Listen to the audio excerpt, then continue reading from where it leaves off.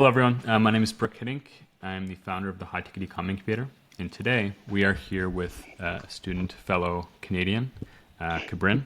Kabrin, do you want to introduce yourself, name, where you're from, roughly Yeah, how old you are? yeah. My name's Kabrin. I'm from Vancouver, Canada, like Brooke had said, and I am 28 years old.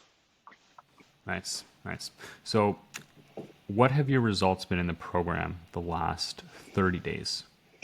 Yeah, it's actually been kind of crazy. The This month has been it's just about to end, and I literally crossed the 45K revenue mark today. Actually, got two sales, and Wow. so yeah, so sitting at 45,000 revenue, and actually this month was $15,000 profit USD. $15,000 USD profit for us Canadians. That's It's over like close to 20,000 Canadian. 22,000 today, roughly. That's the Yeah. benefit of running a US store when you live in Canada. You make an extra whatever you make, you get an extra 35% cap on top of that, just You're getting automatically. a doctor salary. That's crazy, man. I know you said an update a couple days ago. You were at. I know you were well over 30, but that's awesome to hear you close Mhm. with the month strong. And just for people listening, a lot of people think that in high ticket e-com the margins are lower, and definitely in some niches they are. But one thing I really recommend is it's well worth your while to find a niche that's giving you at least 25%. I would say in Cabrin, yeah, so 15K USD profit. And how much did you spend on ads this month? It's up to 850 on ads, so $850. So still well over 14K, literally Yeah, net profit to the bottom line, and on 45K revenue. So literally almost 33%. That's yeah. crazy. That's awesome stuff, man. Really cool to hear. Happy for you. So what were you doing? So the program's 6 months long. I think that hmm just recently passed or is soon passing. What were you doing before you joined the program? Were you in school? Were you working a job? What were you doing beforehand?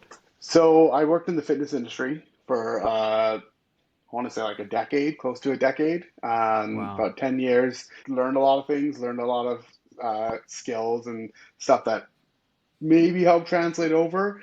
But when I saw your course, I think I saw it roughly around November, and just kind of I messaged you then, started to do a deep dive, and then really put my head down once the new year kind of took off, and instantly just noticed crazy amount of progress. And I think I messaged this to you. I was almost doubling my salary uh, by last month. So by month 4 or 5, I was doubling my salary what I was making for the last 10 years, essentially in a That's monthly basis.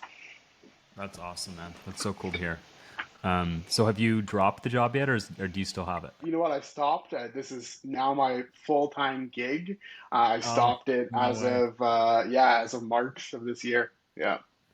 Congratulations, man. That's so cool. I Thanks. think we've had quite a few people on the interviews, but lots of them were like entrepreneurs beforehand. That's super cool to hear because very much like you, I was in a little bit different situation, but I was in school doing planning to do a job, and ecom was kind of my way out of that. And then it's super hmm cool to hear that we've helped you do that as well. That's so cool. So before you joined, obviously we chatted a bit. You did a bit of a deep dive. What were your expectations going in? Like, did you expect if I really go all in, work hard at this, like you obviously have, that this would be possible, or what? Where were your expectations before?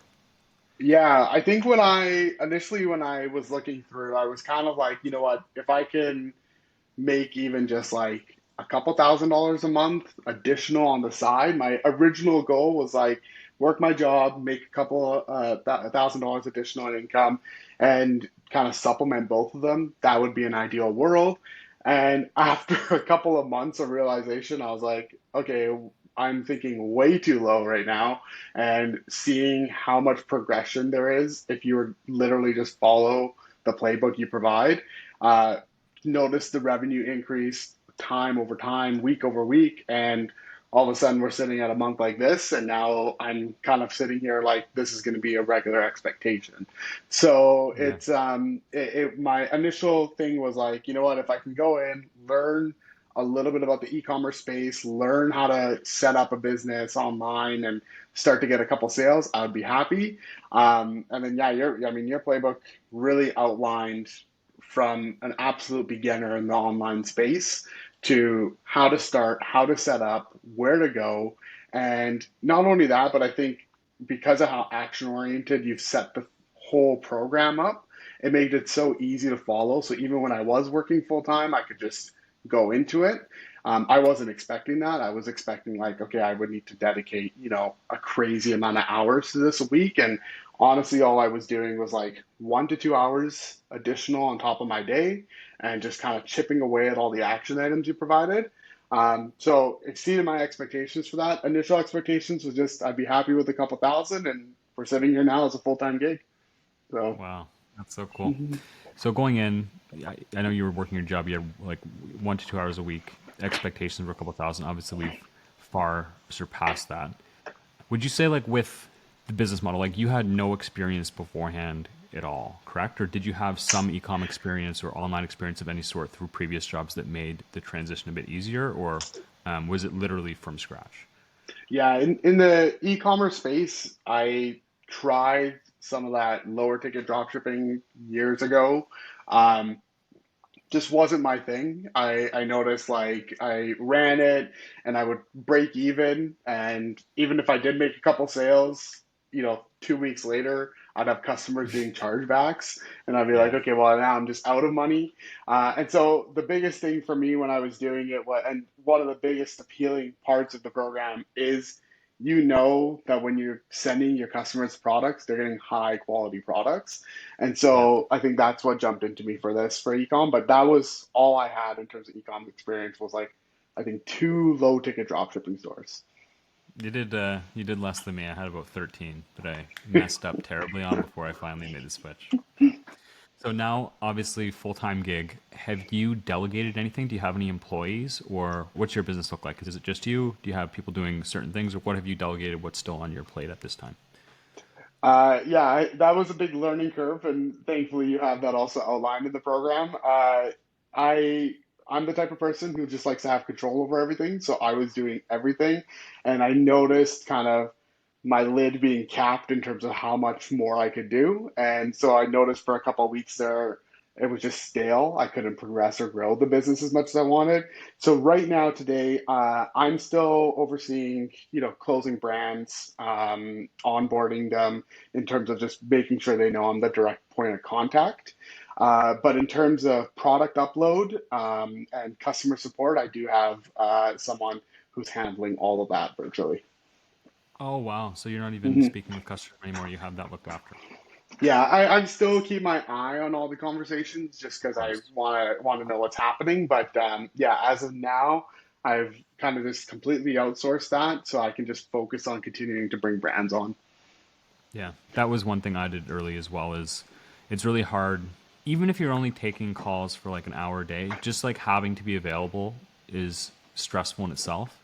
So if you can Hmm. like free up that time, have that headspace to work on things that are going to actually grow the business, like new brands, learning ads, that's a way better use Yeah, of your time. Where something like customer services maintenance, it's still very important to give your customers a good experience, but that's not really growing the business per se. It's just kind of like making sure it's good where it's at. So yeah, I think you did that 100%, perfectly. 100%. So how many brands do you have on at the moment? So at the moment, we've got, I believe it's at 33, and then there's another 33 being uploaded right now. Wow. Yeah. Wow. So In there was a terms of couple sales, of brands I found that just were taking off for me in terms of sales. And so I dedicated a lot of my time to just finding those best sellers, working with those brands specifically. And then I started reaching out again because I noticed I kind of got a little bit lazy and just focused on those brands because they were giving me all my revenue. So we started increasing them again. So I think by the end of this week, we should have all 67 uploaded. wow. So your sales so far, has there been like a distribution? I know you said a couple were taking off. Is it one mainly that's really making up a large portion, or is it like two, three? Like, is it like Uh, an 80-20 thing, or how many brands would you say are making up like 80 to 90% of your revenue? I would say right now there's about 5 to 6 That's that good. are really That's a taking nice off. Yeah, distribution. Yeah. yeah, When I was starting my first 6 months, I think I had one or two brands that were 80 or 90. So Hmm. honestly, anything above three is, I would say, I would consider quite diversified. So that's good to hear. Have you broadened the store from when we started? I know when you started, you Yes. had a niche. We obviously are not going to share that on the call, but you had Hmm. kind of like a theme, I guess you could say. Have Yeah. you broadened from that theme, or have you stayed somewhat within that? So it's funny that you actually bring that up because I stayed with that theme up until about roughly, I would say, 2 weeks ago. And what I started noticing was I had a lot of suppliers who had additional products that were beyond my theme that were some of their best sellers. So I was Oh, slowly interesting. bringing on the products that they had, but that were a little bit different from the niche I was working in. And those started selling a lot. So I'm not going too broad in terms of how far off my theme I was, but I have kind of opened up that door a little bit. And funny enough, I know, we talk about ads and everything in the program. One of the biggest things that's kind of separated, I think, a lot of the revenue I've gotten is working with some developers. And what I found was if I had a developer who is building a bunch of condos, and they had actually asked me like, hey, can you get me X amount of a specific product? And then I had also mentioned to them, hey, I also have this that can go into condos, and they actually wanted those for all the condos as well. So they're putting in a massive order now, which is why I kind of broadened it. Will this actually be you're working with a real estate developer in Canada for this? This is one in Canada, and then I'm trying to find one. I have a couple potential in the States as well that I'm working with. But yeah, this is one in Canada that I have a situation I'm working with. That's super cool. Yeah, that's Hmm. even cool on my end because like that's something I've never experimented with. So it's cool to see people come in, have success with the playbook, but then do other things that even I myself haven't done, like working directly with the real estate developers, or even lots of people have done things like gone to trade shows. I know you met with some Hmm. suppliers in person in Canada to Yes. close them, correct? That's super Yes, cool too. yeah. And that's actually, it's funny enough, that supplier is the one that the real estate developer is going to be doing bulk order with. So, Cool. Yeah, anything you can do to go to above and beyond like that is always it always ends up paying off. So obviously, lots of success. Canada, U.S. suppliers doing all sorts of cool things. In terms of the playbook itself, is there anything that you think breaking points that made a big difference for you? So was it like the niche you selected, or do you think that you could have had this success in a different niche, or is it just how mhm. you're applying the ad strategies to the niche? What would you say is kind of like the breaking point in terms of your results? Honestly, it's it's going to sound kind of funny. It's the action-oriented checklist that the playbook has. That was the Hmm. total breaking point for me. I'm someone who, and I feel like there's a lot of people in this space who just listen to information and take information in and know everything, but don't really know how to move the needle. And the playbook changes completely changed that for me. Because for me, at a starting point, when I was looking at everything, I was like, okay, what do I start? Where do I even begin? What's the first thing I'm going to do? And going from your playbook, it's literally laid out in fundamentals of like, hey, just follow every single instruction here. And if you do that, you know it's a formula for success. Today, I can confidently say, like, I would feel happy to open up another store in a completely different niche. And I know I would have success with the playbook you have laid out. I think the biggest separator that you have with this playbook and the playbook and anyone in the program has is that it literally just outlines everything you need for action orientation. And if you're just completing that checklist, you're kind of guaranteed success. It's Yeah, been outlined like that, and it's not. it's It's not complicated, man. Like it's no, super simple, and I think I completely agree with you. Like people will watch YouTube videos, they'll even buy courses and they'll watch the whole course, but then they'll set up the business and then they'll just stop, or maybe they don't even get started. So that was kind yeah, of what we were going for. Like the biggest, and a lot of people get confused. Like, oh, you have a free course. Why do I need the paid course? And I'm like, well, yeah, like technically the process is somewhat analogous, but you do not have the accountability, the action oriented tasks. And if you're just starting, like if you're just about to start your first ecom business, you have to learn so much. You have to learn website, hmm, ads, suppliers, and it's very overwhelming. So like what I tried to do in setting this up is say like, okay, learn business setup, do these things. Once that's done, then we will do niche selection. Watch, Yeah. learn everything about that, then do these things. And then just very like chunk sized, digestible steps that if the person just follows these through the 6 months, the results will inevitably be there. Because all you need is a good website, good suppliers, and good ads. And if you do those three things, it's Literally. impossible not to have success. And if you're not having success, you don't have one of those three things. Yeah. You know what I mean? It's literally what it is. And like I think that's so for me as someone who, I tried two low ticket stores, didn't work out. And I've been there. I've invested in courses and stuff and I listen to them and I'm kind of like, okay, well, I'll try something that they've done, but it doesn't really work. Whereas with the playbook you've outlined, it's literally like, hey, by this week, you should have this done. By this week, you should have this done. And I would say for anyone who's like, oh, hey, I'm in the free course versus the paid course, what's the big difference?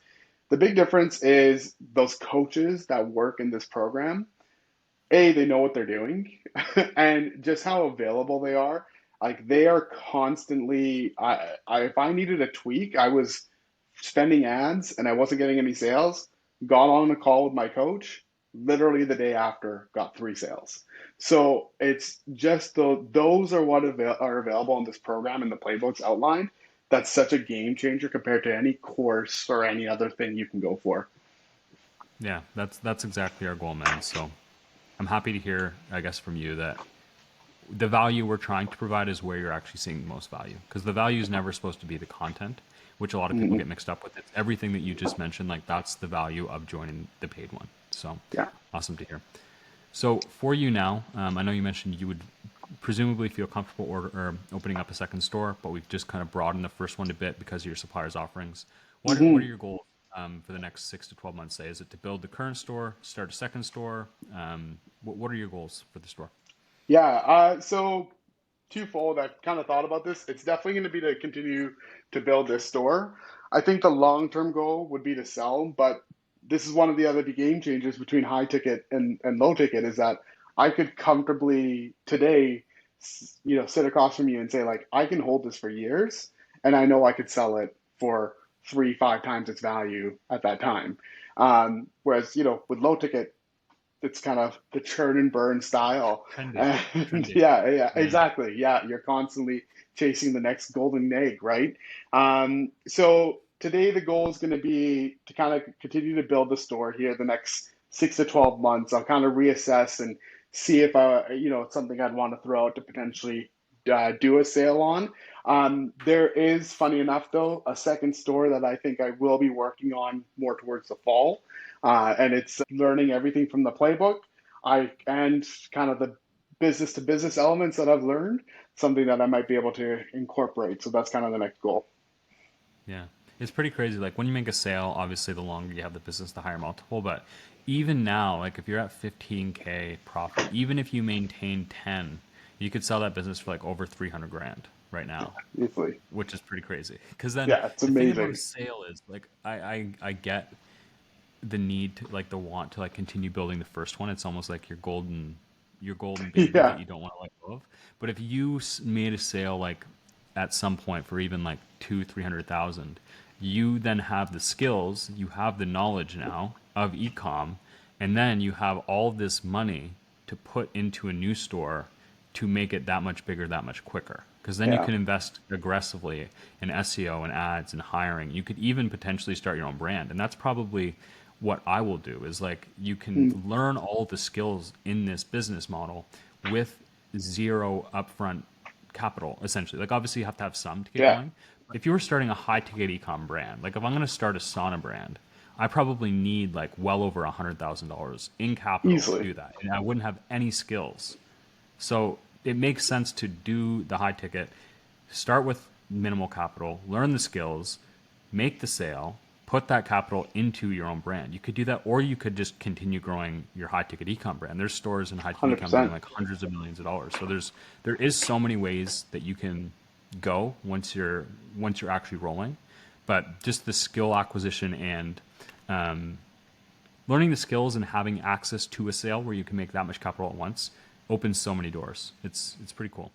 That's exactly what started to happen. So like I'm at a point where exactly what you said, like I think that I can continue to grow this and I'm happy with kind of the trajectory of it, but I'm also knowing that okay, by the end of the year can make an assessment and maybe we sell this and then grow the next thing. And yeah, like you said, like I already know if I ever need to, I have a full playbook I could always go back to and just launch the exact same thing I just did.